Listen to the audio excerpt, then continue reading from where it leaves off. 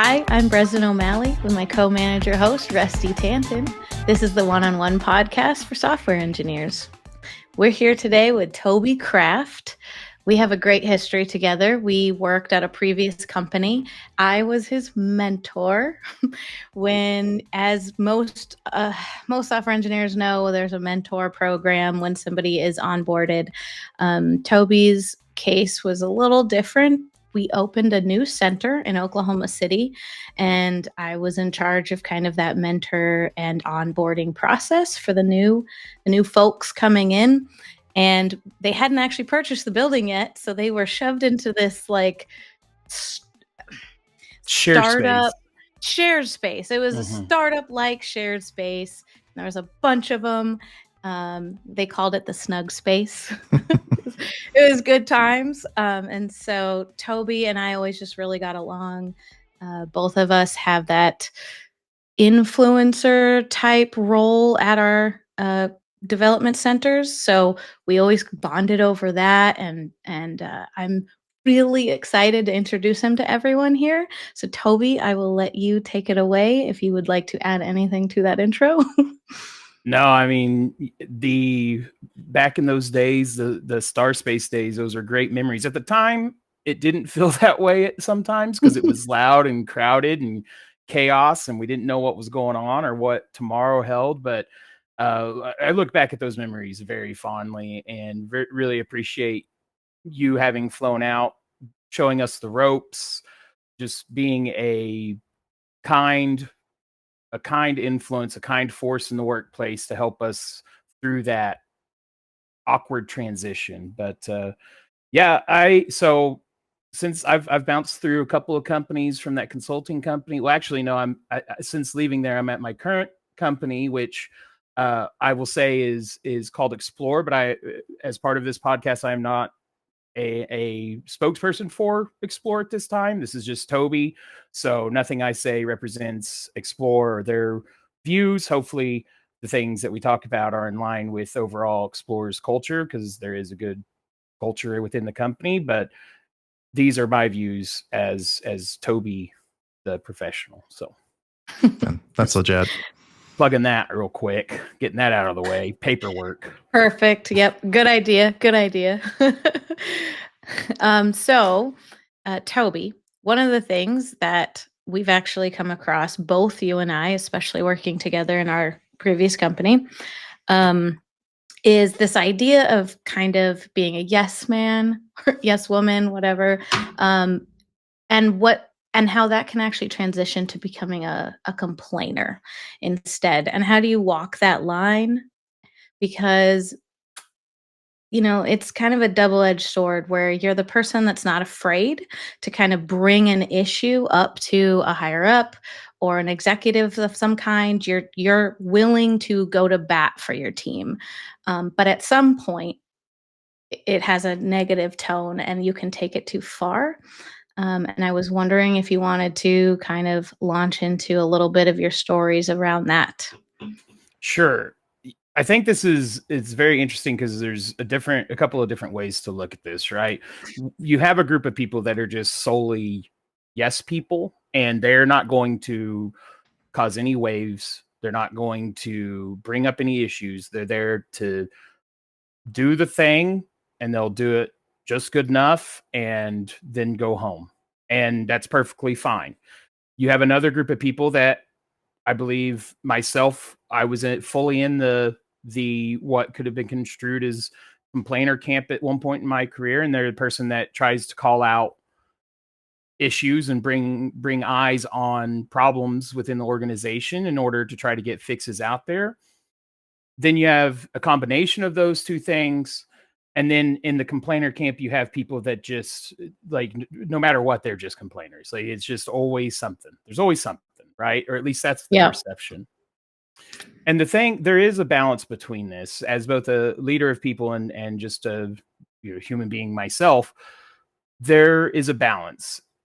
You have to be careful with always being perceived as a squeaky wheel, because then you can become this, you can get this stigma. Your brand to some people can become being always someone negative. and always someone to complain about. I'm not saying that there's a benefit at times of not. Actually, there is a benefit at times of not causing waves and sitting on things and not saying something. There actually is a benefit of having that balance between, being a yes man and being like, I know this is a problem. I'm not going to say anything about it because there's no point. Like, it's just going to cause waves. So, I think one thing to remember, though, if you do find that you are always in the role of squeaky wheel, tread carefully, because as someone who has managed people who always are bringing up the problems, it can be exhausting. It can make it hard to want to go into that one-on-one with that person, just knowing that they're going to have something else. It's like, it's always something with this person, and they might not be legitimate. I know I've had some that it's always complaining about the same thing, and it's exhausting, and it makes it hard as a manager to want to be like, to put that investment in. And if you're always just negative and complaining about stuff. So I think that's a long-winded way to say, yes, there is a balance. Sometimes it's good to sit on things, so. I love that. I definitely have a follow-up, but I'll let Rusty go if he has one. Yeah, sure. So I guess it's a tough thing because I know I've always viewed it as my job as a manager to hear people pretty much no matter what they have to say, right? And I'm not going to say I haven't had moments where I dreaded a one-on-one with a particular person because I knew they were going to complain. But maybe just to follow up on that, if you've been in that situation, how have you sort of navigated that and gotten through it? One thing is always to listen to what they're saying and trying to understand where they're coming from, because they're usually, especially if they're harping on the same thing, there's frustration behind it. So giving them the space and recognizing and hearing, and then making sure they understand that you see and hear the problem and you understand. And then once you get past that and you recognize it, then start working with them on ways to, okay, how can we fix this? How can we make this work better for you? Or what do you think the solutions are? Especially when I've managed someone that I feel like is someone that does do I would feel in my brain they are a complainer. What I would challenge them with is, if you identify one of these problems, bring it to me, but I want you to also provide a potential solution. Don't just bring me the problem. Bring me the problem and a proposed solution. And even if the solution isn't a good one, and even, it can't be, well, we need to hire more people, because that's not, you can't always throw more bodies at it. But if you're bringing me a problem, how can we solve it? And that's one way to empower those people to think about the problems differently than, oh, I just have this hurdle I'm dealing with all the time, to, I'm dealing with this hurdle before I bring it up. Like, what's one way we could solve it? Yeah, and one follow-up to that. What have you said to folks when the problem is intractable and unsolvable? Because those things do happen. Yeah, that, I'm very real with the people that I manage, and I'm very candid. And hopefully the people that I manage over the years know that no matter what, like, I am invested in their success. But with that investment, like, I will be extremely direct and be like, hey, listen, I understand that you think you're not going to be able to do the job without XYZ. We're not going to get it.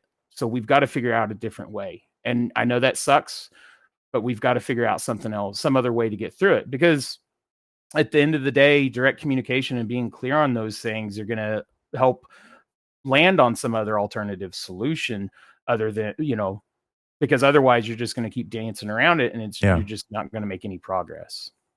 Yeah, no, that's great. Honestly, you brought up, just as a manager, kind of dreading a one-on-one. So I kind of had a follow-up to that. How do you approach, like, their career growth, and from their perspective, does that affect them at all if a manager is unable to approach this one issue with them, and how do you bring it up, in their yearly or their 6-month reviews? So the question you're asking, when somebody is having these struggles, maybe they're being viewed as someone that is a complainer. Right. How do I address that from like a goals and Yeah. talent and feedback standpoint? Yeah, for the most part, because, if you if you think about it, if you have a manager who's like consistently trying to help you with this one problem that you just seem to not be able to get off of this one problem, are you working towards growth? Are you working towards just becoming a stronger developer or somebody in your field? Right. So our jobs as managers are to help our direct reports grow, especially in a technology world, in a technology industry. Helping them grow isn't just learning a new language, learning a new framework. Sometimes it's, hey, you've been in the industry longer than I've been alive. I'm still your manager. How you said that thing, I know you didn't mean it, but it came across. I've had to coach uh, engineers that are very much my senior, just on soft skill, intangible type things. So what you have to do in those situations is provide that feedback, have the rapport built with that colleague, so that whenever you do have something, they listen and they trust your guidance on it based on that feedback. When it comes to someone that is perceived complainer, I'm not going to 99% of the time, I'm not even putting that in a review unless it's something that is egregious and outside of our one-on-ones, is seen elsewhere. But what I would do in that situation is I would say, hey, we have company mandated goals. We're going to make your goals, all the things you're working on for development goals, these are the conversations we're having. Let's just take those things and put them on paper. So, for example, if you bring a problem, bring a solution. That's going to be a Right. goal, right? And it's something that is not a yes, no. It's a progressive thing that happens throughout whatever that window is. And at the end of it, hopefully we're sitting down and at the end of the year checking it off. We did better. We're going to work on that some more, but there was some great progress. Let's click it 100% and then Mhm. move on. And the goals thing's real tricky, especially if you have a manager that's not invested. It's hard Mm, to it's hard to identify those things objectively about yourself.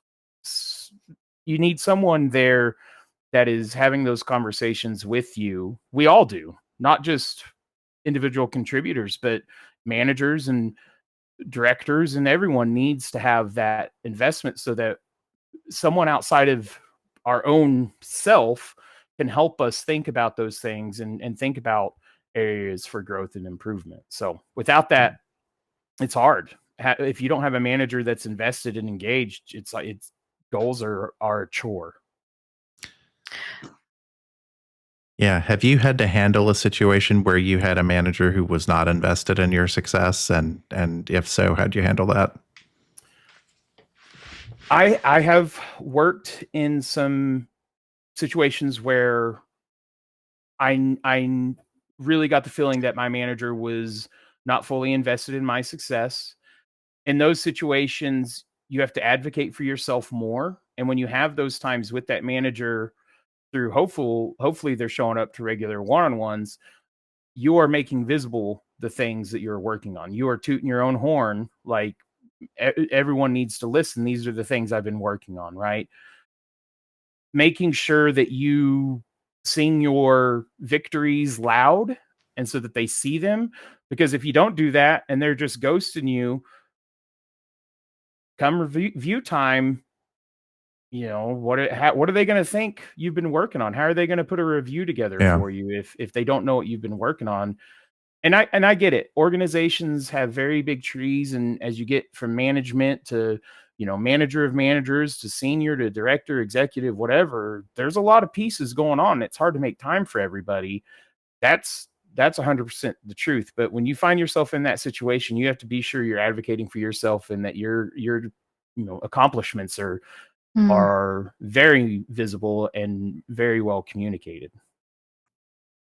Can I ask Yeah. a question? So it's called the one-on-one, but it's more like one-on-one times on one, two. go one on One-on-one. one on one on one.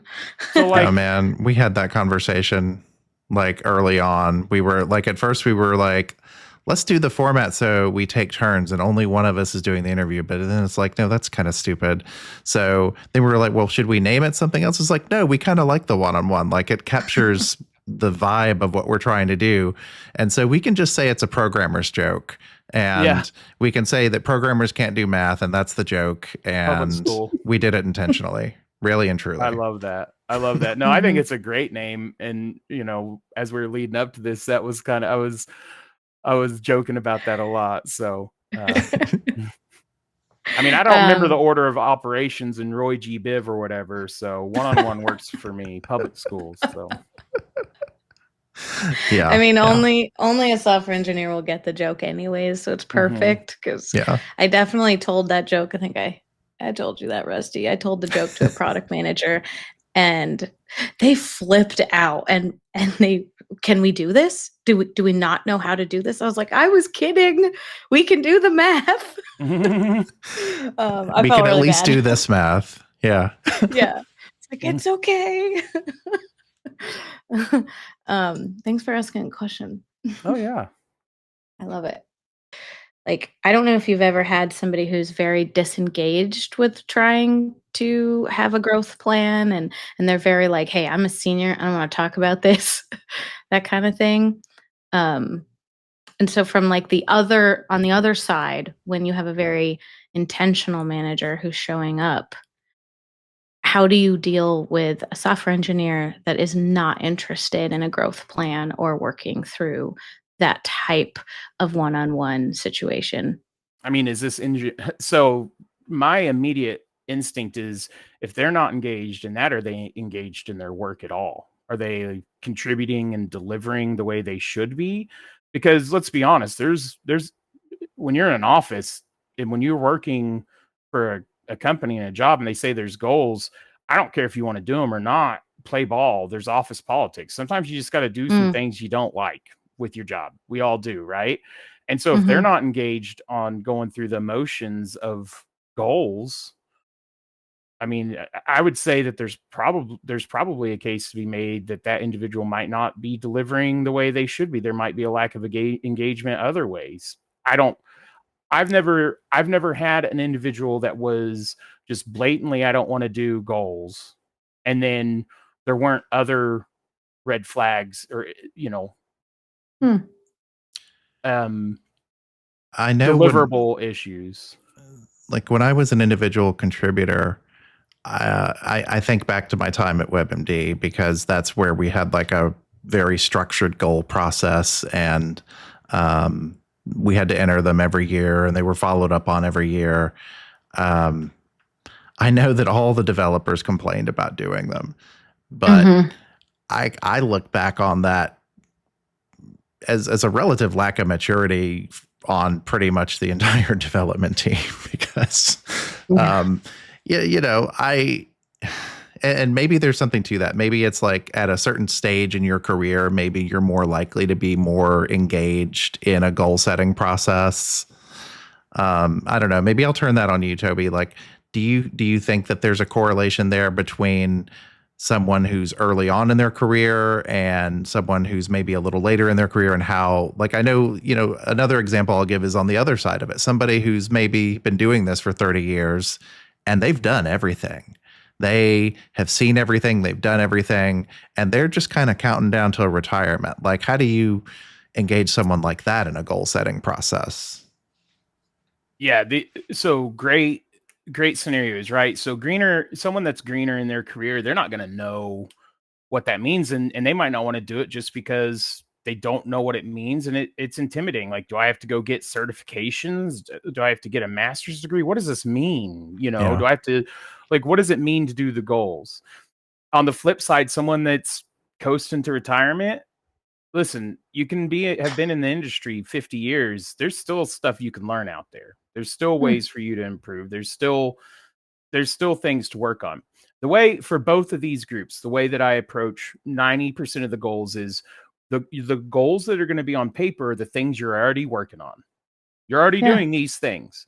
And then it's different for people that are not dealing with engaged, you know, their managers are not as engaged, but you should already be having conversations about what their interests are, what they're working on. You know, if you have outside of your normal work time allotted to do training or professional development, there should be conversations about what that looks like. Is it a new tech stack? Are you a back-end engineer wanting to look at front-end stuff? Are you working through a lean textbook or an accelerate, book, or are you building an app? All of these things are tangible ways that you can have those extra goals. But on top of that, there should be places where working on other the challenge with being in the software industry, and the challenge that you see when these companies roll out goals, is when you have engineers, it's not like sales metrics or like support calls. You can't be like, I'm going to get so many dollars in revenue or in sales, or I'm going to answer this many support calls per day. Like, we don't have that. You can't be like, well, you have to write. Well, I certainly hope not. You have to write so many lines of code, I feel like some bad things would happen if you set a lines of code goal. I would. You're going to get some bloatware. Yeah. But I think what it comes down to is there are things that you're already working on, you're already doing, you should already be having those conversations. It needs to be thought about, how does that translate into a goal, right? Yeah. And just get those on paper. And what I say, I know that there's that trepidation across the board about goals. And so when I'm talking to people, I'm like, hey, we've got goal setting coming up. Do not worry. It's going to be a pain in the ass for me. Excuse me. I don't know if this is. You can use all the cuss words you want to use. Okay. So it shouldn't be a pain in the ass for you. It should be a pain in the ass for me. And I will take the burden of getting those started for us.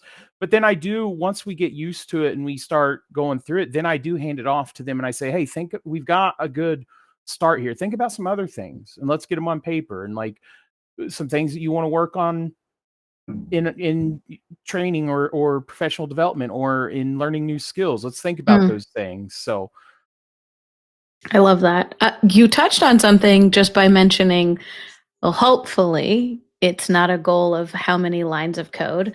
But that brings up the idea of kind of a useful goal versus what about a company's mandated goals? Well, I mean, it depends on what those are. Hey, these are around our company core values of don't be a jerk and build useful things and build for people, or whatever the company's core goals are. Or are they more than that, right? Yeah. So really, are they always in line with personal or team development, or just company development, would you say? In my experience, they've always been so broad. They've just basically been like, hey, don't be a jerk, and like build things that work, and like think about being a good person, or whatever. I've never been in a situation where company goals directly conflicted with my personal values in a way that I couldn't finagle it to, make sense. It's interesting that you're asking this, though, because I work with, so my current company has a partnership with Global Mentorship Initiative, and they work with trying to help individuals, students in poor nations get mentored as they grow as students leading into their professional careers. It's cool. It is a very awesome opportunity. And Kofi, the student that I am mentoring right now, he's from Ghana, and they lay out everything. They give you all these documents and stuff, but what I've told Kofi was like, hey, if we're going through this and this isn't valuable to you on this meeting, then we can talk about something else. But during one of our one-on-ones, see, I said the name of the That's us. Yeah. During one of our one-on-ones, he posited a similar question to me, and he said, hey, what do you do if you're working somewhere and their values don't align with yours? I was like, do you mean from like an ethical standpoint? Like if you're working somewhere and they are saying this is what we're doing and it conflicts with like your core values? He's like, yeah, that's what I'm asking. I was like, well, dude, I mean, there's really not a very happy answer to this. There's two options. One is you leave that company. The other option is you suck it up, because we all have bills to pay and we have to work somewhere. And I go back to when I was in college, I worked at a 7-Eleven and I was just starting out and I was being trained, and I made a comment about, what if a pregnant woman came in wanting to buy cigarettes, and my manager looked at me and said, well, then you find another job. And I used to, I'm not trying to be judgmental. I used to smoke cigarettes. I understand the harm that it does to an individual. But, for me, the baby, it hurt me thinking about that baby doesn't have any control over that. But I didn't quit that job. I needed that job. I was a broke college kid. So I told myself she's buying them for her husband or her girlfriend or whoever, and I moved on because I needed that job. So it really depends on the situation you're in. If you have a company, and this is exactly what I told Kofi. I was like, if you're in a company that it depends on the level of your conviction, and if you're in a situation where you can just bounce out. If not, then you need to suck it up until you find the next place that does align in your values. So, that's a roundabout way of saying I've never really worked in the IT industry where the company's core values really conflicted with mine. And whenever it's like, oh, these are goals for everybody set by, the HR, it's easy to use to help individuals align with those goals and call it out if they're doing something that isn't in line with them, if they're not being a good collaborator or whatever. So that's actually really exciting to hear that you've not been in a situation where the company's ideals and goals don't align with your own. Have you? Really? Yeah, a couple times. Yeah. Like the company's core overarching on paper goals? I think that it gets a little hairy where maybe the company itself are not kind of following their own core values anymore. So when you're in that situation, there's not a lot you can do. So as a manager, personally, I just try to withhold anything that I don't align with and just stick to the core values, even if the company isn't, and try to handle that team development from that standpoint. But it can be very difficult when your company has goals that don't align with how you feel about the company, or if they've moved away from those core values. And they haven't maybe stated it yet either. That I've seen that several times now. Yeah. Me too. Sorry, go ahead, Rest. That's okay. I was just going to ask too, how often have you, and this could be for you, Toby, how often have you worked for companies that really closely followed their values versus companies that sort of just paid lip service to values? Because I've worked for both. I mean, I've seen it both ways. I have experience, I think, across the spectrum. I think that I've worked at places that started one way and wound up another, whereas and maybe it was just my perception. As organizations grow, you're always going to have people who talk their way into leadership positions, executive or higher power, places of influence, that say, yeah, these are great things, but don't practice them. That's going to, as organizations grow, that happens. There's always going to be people that do the lip service and say 100% these are our values, and then don't practice them. I'll pause for a second and see if Breslin wants to add anything. I do not. That's okay. Okay. I don't want to go too far down the rabbit hole and get myself in trouble with my current place of work or even like RSI. I mean, well, agnostic to any companies that I've been a part of, previous or former or consulted for or anything, I will say that I have gotten a bit more jaded in how I view some of those things, and that I do view them as maybe at one point for a lot of companies, maybe not all, but I think at a lot for many companies, they start with their they're put out there with good intentions initially, but then they just become something that is a not something for marketing, not a marketing shtick, but an internal, these are our values shtick that aren't, what happens if you feel like it's moving away from that? What do you do? Who do you go to? Mhm. We're not Right. following our core values. Who do you tell? Because the people that you would tell are going to be the ones that are directing the company away from those core values. So, like, there's really nothing you can do about it. Right. It's kind of it's just the inevitable change that happens within corporate Well, is it America right inevitable though? now. That's another question I would have. Like, I mean, have we worked for companies where they have stuck to them and they have continued to follow through at least for the duration of your tenure there? And that could be for either one of you. I'm not directing it to either one of you in particular. It's a good question.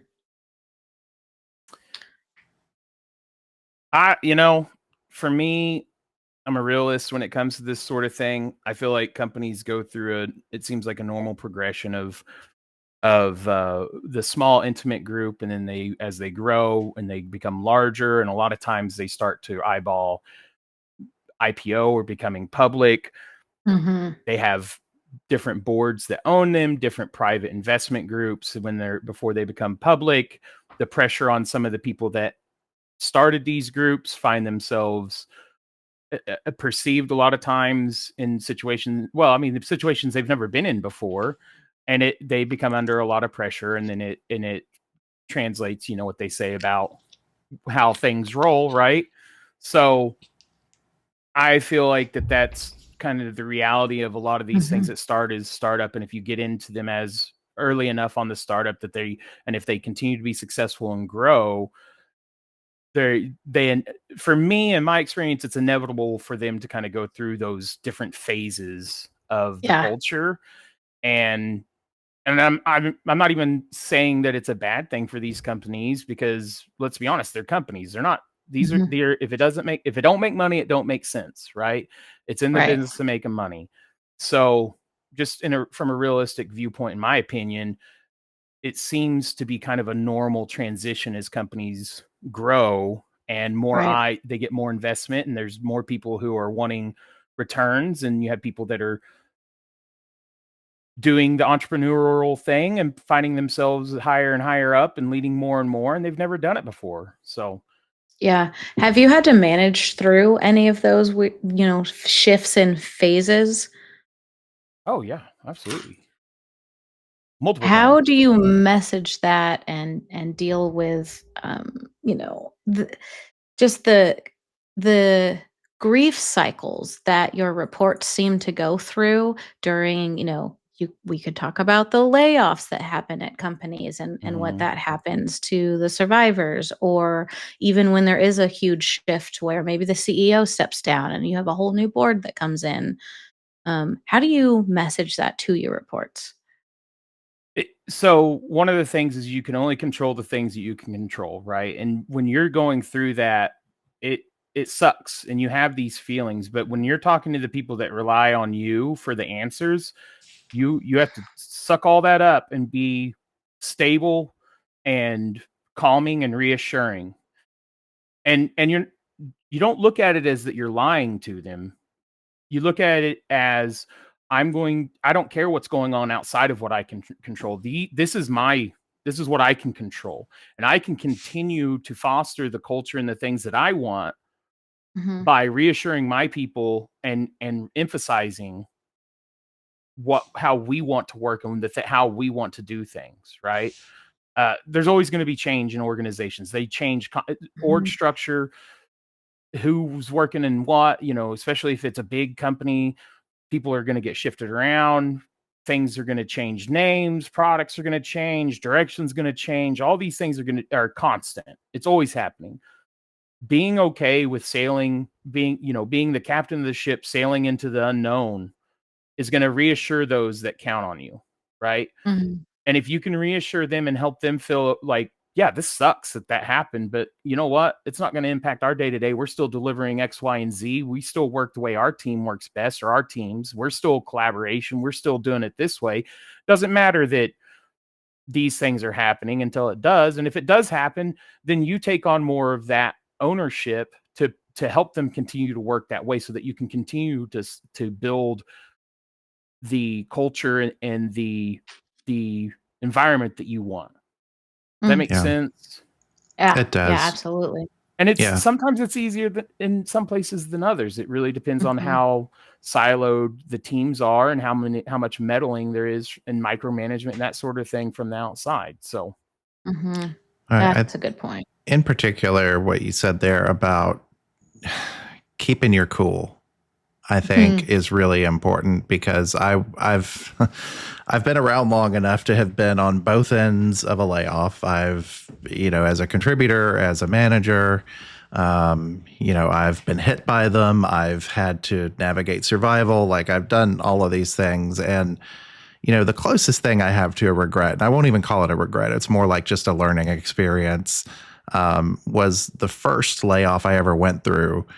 I was a team lead. I don't think I was technically a manager at the time, but I think they were looking to me for stability. And instead, I went down to the bar and got drunk with them, and like, maybe in retrospect, that wasn't the best way to handle it. Maybe what I should have done was to have been that stable person. Like I said, I'm not going to call that a regret exactly. It's something I learned from, but I will also say that all subsequent layoffs that I've been a part of, whether I was impacted by it, whether I was trying to help people manage through it, I kept my cool. And I do think that helped them more than going and getting drunk with them did. absolutely. It's that fine line of being a leader and being their manager, Yeah. building that rapport and building that relationship, and then just being their friend, right? Yeah. Of course, I hope that the people that I manage look at me as a friend, and I manage people that are personal real life friends. But at the end of the day, when you're in a management position, the company looks to you to lead a certain way, and there's gonna be things that suck as from management. And you talk about layoffs and then communicating that to the survivors or whatever. That's Mhm. awful. But you can't go into it being like, oh, this sucks, and because you need to. There's a way. There's a way to present that information. Listen, Yeah. there's been financial woes, or this person, they've exited the company. I can't tell you why, but no one needs to worry about them. Or we know that there's been cuts across the organization. We've had some people impacted by that. No one else is getting impacted. It's something outside of our control at this point. We just need to process the information, take the rest of the day. If you need to, let me know if you have questions, and then let's get past it and keep going. And I've been in all of these situations, and for my own anxiety, I've worried about being management bloat, and am I going to find my head on the Mhm. chopping block just because of being a manager, right? So that anxiety is real, and I think it's important during those times to calmly and acknowledge it, right? Talk about it in the open and let people know, like, if I was in your shoes and not being involved in these conversations, I would feel the way that you're probably feeling right now. And I've said that in a group setting whenever I've had to give news to people that Yeah. for whatever reason XYZ is gone. Acknowledge that anxiety, and then offer the information that you have and the reinsurance. And I think that one of the greatest things you can do during those times of turmoil is follow up with everyone Yeah. individually, whether you manage them or not. Anyone that Mhm. gets broadsided, they could be a colleague of the same level, maybe their product, or maybe they're, I don't know, an architect or something. Still check in on them. Be like, hey, how you doing? Is there any questions I can answer? And I've had people directly be like, "Oh, is this what happened?" And I'll be like, "I can't I can't say anything along those lines. But if you have an idea about something, your gut's probably a little bit right. You know what I mean? Like, so you have to be a little bit candid in what information you give out, but also be a real human being. You're working with these people, check on them, make sure they're okay. And just that reassurance, going and checking on people, that helps get through those times, especially whenever you have colleagues that you've been working with that are gone and it wasn't perceived as their decision to go at that time. So Yeah. was that the That's a question? great answer. What was Yeah. the question? We took a few turns along the way. It was really how to manage through those tricky situations, right? Yeah.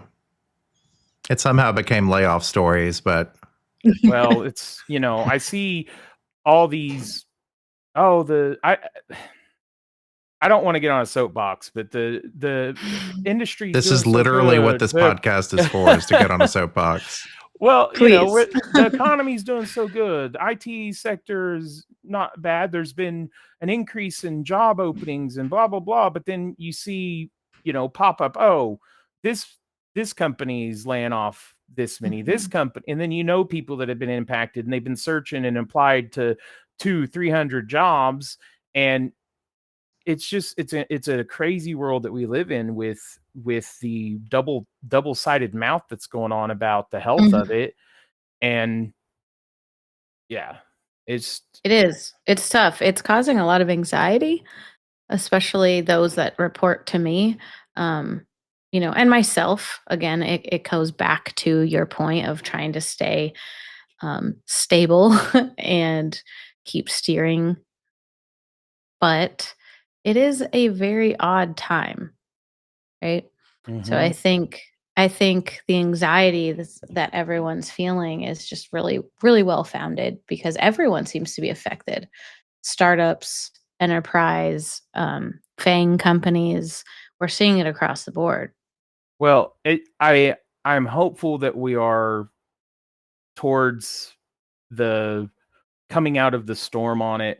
Whenever the interest rates are that high for these investment firms and the companies that do the money, it makes more sense just to throw it in the bank and let it grow. But hopefully we're seeing a little bit of change. And I don't know if y'all saw recently, but for better or for worse, depending on what you think about it, the Fed dropped by 0.5%.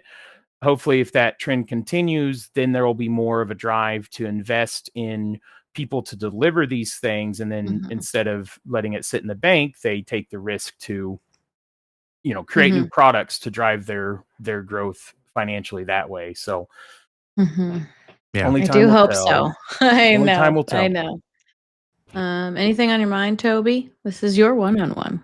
If you've never taken a pickle and get the pickle halves and get the Clausen, scoop it out, get you a bowl, put cream cheese and sharp cheddar shredded in there. You can shred it yourself or whatever. Mix that up, put it in the scooped out seed part, wrap it in bacon. Now, it's best if you put it on a smoker, but it is just as good in the grill. And I'm telling you. Well, you had me at wrap it in bacon. I mean, it'll change your life. Don't over salt it because the bacon and the pickle are already going to be salty. Oh, yeah, they're already salty. Yeah.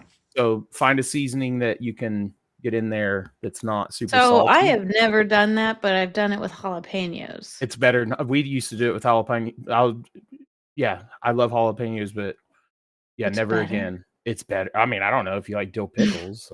I do. I absolutely it's so do. Good. It's so good. Man, I don't trust someone that doesn't like pickles, honestly. I'm just kidding. I don't want to alienate your audience. Have you ever had to manage someone who didn't like pickles, and how did you handle that? Just fired him. No, I'm just kidding. That was on the spot. On the spot. What is it? Don't yuck other people's yums. That's right. Yeah. I've heard that. Yeah, I've heard that a few ways. I know. It's definitely something I've discovered in moving to the Midwest. I like that. They're very vanilla with what they eat. And there's a lot of yuck all the time, no matter what the food is. And I'm just like, That's what you say yuck to? Now that we've alienated pickle haters and the Midwest. Now we In alienate the Midwest. Who else could we alienate on our way out? Oh, goodness. We should talk about politics or religion. Yeah, politics and religion. That'll be great. That'll You know go what's well. worse? You know what's worse? Let's talk about music. Oh, Man, that causes some problems. Yeah. Yeah, well, no, Oh, go ahead. Sorry. go ahead. Go ahead, Toby. Go ahead. I just like the don't yuck other people's yums. I like that. I wrote it down. I appreciate that. Yeah, Stolen. yeah. Yoink.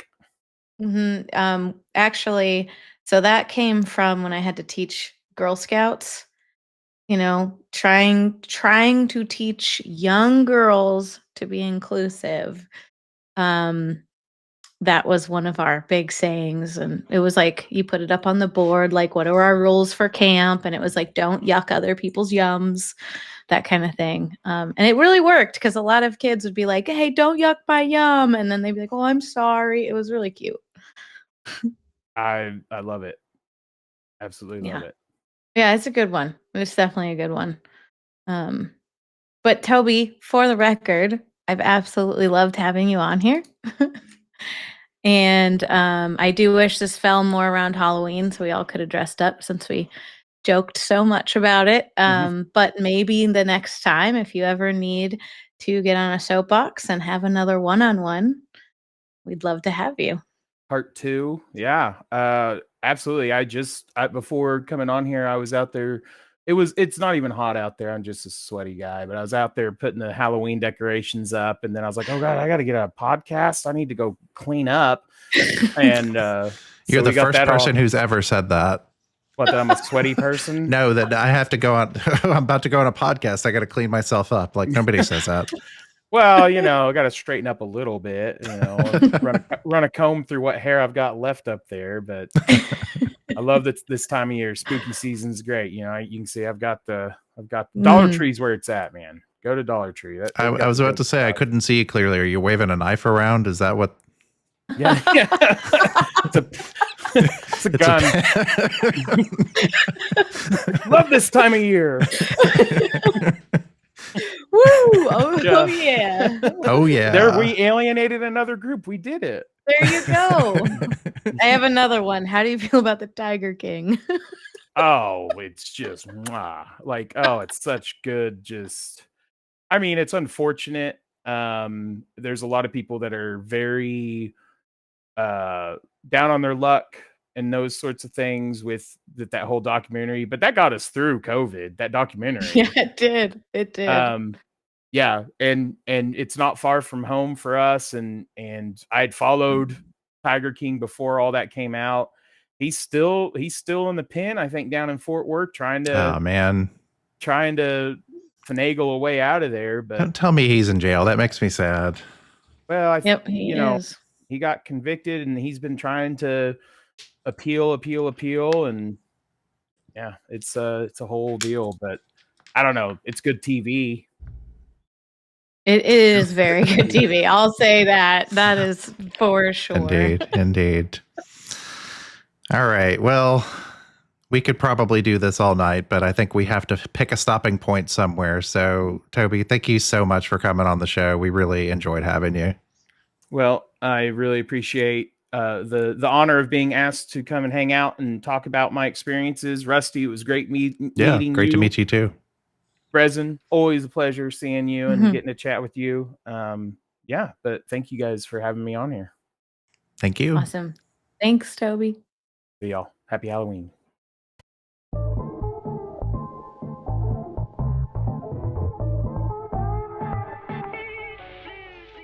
Opinions expressed on the one-on-one belong only to us and our guests, not to any of our respective employers. Speaking of that, does this platform call to you? Do you need a one-on-one? You can find us on the web at theoneonone.show. That's the number 1 on the number 1.show, where you can sign up to be a guest. You can also find us in Apple Podcasts, Spotify, Amazon Music, iHeartRadio, and YouTube by searching for The One-on-One. Please rate and review us on those services. It really helps us out. The one-on-one wouldn't be possible without listeners like you and a fantastic community of people who help us in large and small ways. Special thanks to Cameron Cooper, who helps us with marketing, Michael Ducharme, who created our bumper music, and Elena Sayaj, who's been a huge booster since day one. Thanks for listening.